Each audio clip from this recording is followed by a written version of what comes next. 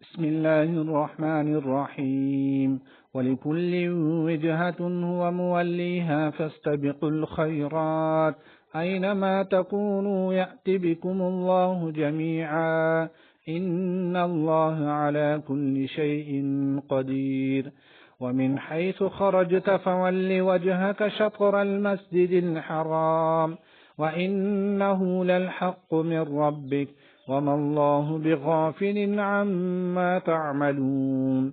ومن حيث خرجت فول وجهك شطر المسجد الحرام وحيث ما كنتم فولوا وجوهكم شطره لئلا يكون للناس عليكم حجة إلا الذين ظلموا منهم فلا تخشوهم واخشوني ولأتم نعمتي عليكم ولعلكم تهتدون.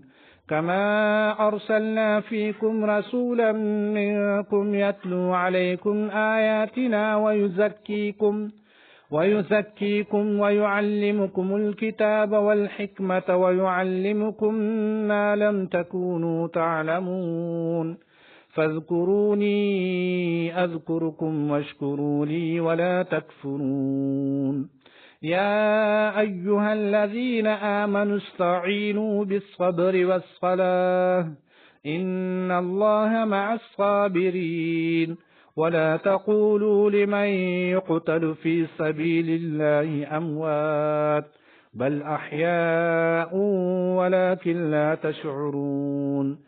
ولنبلونكم بشيء من الخوف والجوع ونقص من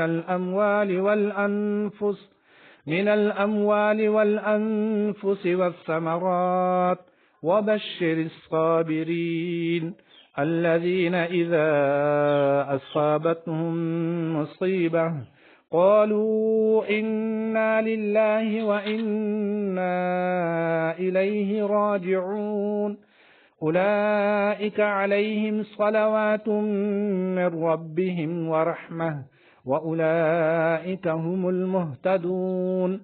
إن الصفا والمروة من شعائر الله فمن حج البيت أو اعتمر فلا جناح عليه أن يطوف بهما ومن تطوع خيرا فإن الله شاكر عليم.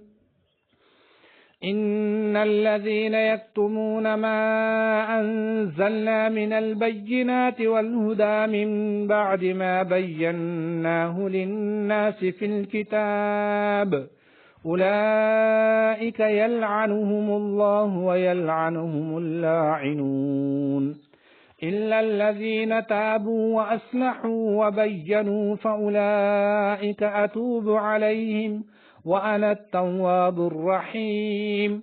إن الذين كفروا وماتوا وهم كفار أولئك عليهم لعنة الله والملائكة والناس أجمعين خالدين فيها لا يخفف عنهم العذاب ولا هم ينظرون.